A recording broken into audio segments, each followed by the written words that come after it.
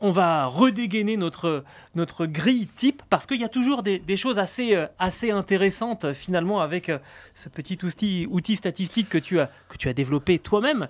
Sans surprise. C'est une petite compilation, je veux dire, corrigée. Tout simplement. Vous l'avez présentée juste avant le break et elle a pas mal changé parce que, on vous rappelle le principe, on additionne toutes les places obtenues en qualification et sur ces 22 Grands Prix, on retire les 4 moins bons résultats, tout simplement. Et puis ça fait une grille qui laisse apparaître Verstappen en tête. Forcément, Logique. Il a fait 13 pole positions devant Charles Leclerc, ce qui n'était pas le cas à mi-saison, parce qu'il avait été plombé quand même par quelques résultats d'élimination en Q1, de la malchance. Là, il est à sa vraie place. Il signe 4 pole positions quand même. Et puis, il est devant Carlos Sainz qui a fait preuve d'une énorme régularité. Et derrière, c'est serré, mais c'est Russell qui l'emporte face à Hamilton quand même. Et là, la 6e place, la surprise, c'est Fernando Alonso, à 42 ans, le 6e pilote du plateau en vitesse pure.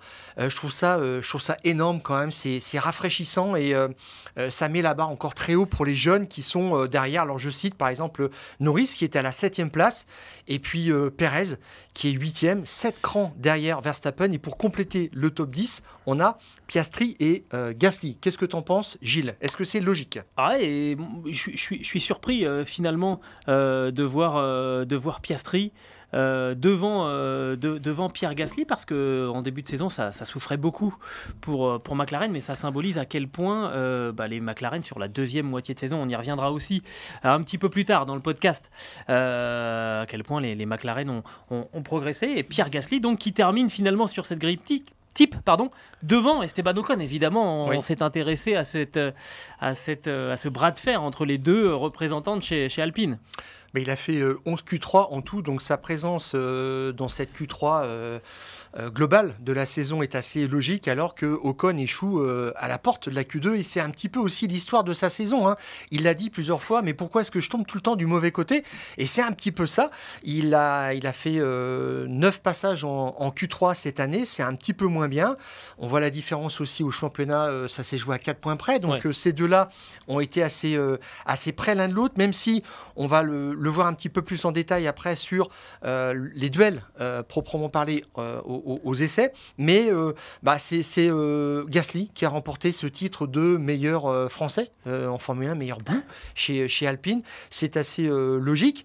Et puis en deuxième partie de tableau, moi ce qui m'épate quand même, c'est la présence d'Hülkenberg, 12e quand même, revenant après 2 saisons off loin de la Formule 1, c'est juste incroyable quand même. Et il est devant aussi un autre garçon qui s'appelle Albon que personne n'aurait vu à cette place-là. En début de saison, au volant d'une Williams qui est quand même pas très soigné en termes d'aéro, mais qui a fait le grand écart. Là, je voyais 4e sur la grille à Zandvoort et 6e juste après l'événement suivant à Monza. C'est vraiment le grand écart. Ça veut dire quand même qu'il a su adapter son pilotage, il a su trouver des réglages un petit peu différents pour faire fonctionner cette voiture. Il a regagné beaucoup de lustre cette saison, clairement Alexander Albon, et on espère pour lui que la Williams aura son mot à dire la saison prochaine, parce qu'avec Albon on peut avoir un bon client. Stroll aussi, sur cette deuxième moitié de grille. Tu parlais de la place, la 6e place de Fernando Alonso. Lance Stroll, il est 14e aux antipodes. Il y a 8 places d'écart. Alors, on a l'habitude de dire que quand il y a 3 places d'écart entre coéquipiers, c'est qu'il y a un problème. Là, il y a vraiment plus qu'un problème.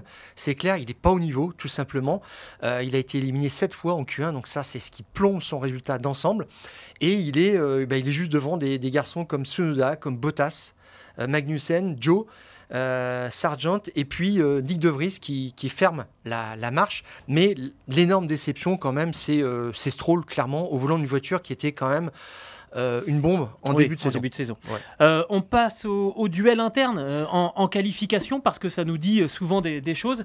On commence avec l'équipe finalement peut-être la plus équilibrée. Bien sûr. George Russell qui a fait jeu égal avec Lewis Hamilton en qualification. C'est ça, c'est presque, on le disait, hors matériel. C'est, je pense, le binôme le plus complet, le plus compétitif, le plus affûté.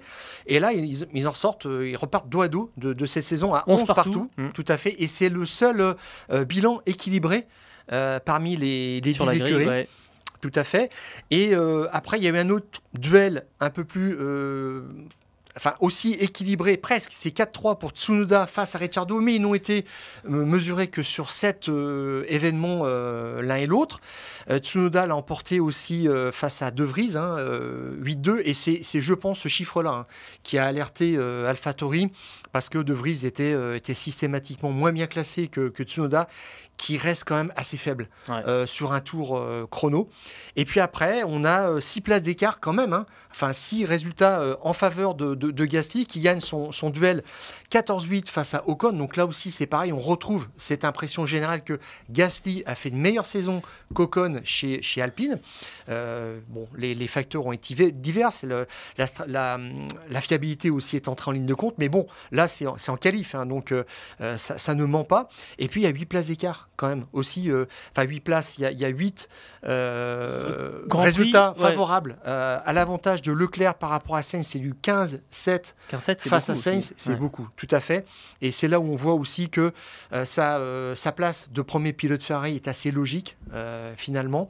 Et puis après, on a des choses qui là tiennent du déséquilibre vraiment manifeste. Il y a un score de 16-6 pour Hülkenberg face à Magnussen, et pour Bottas face à Zhou. Donc là, c'est des pilotes aussi qui sont en danger, clairement, pour l'avenir. Magnussen et Zhou. Pour revenir en arrière, 15-7 aussi entre Norris et Piastri. Il y a le même écart entre Leclerc et Sainz qu'entre Norris et Piastri. Oui, je l'oubliais, tout à fait.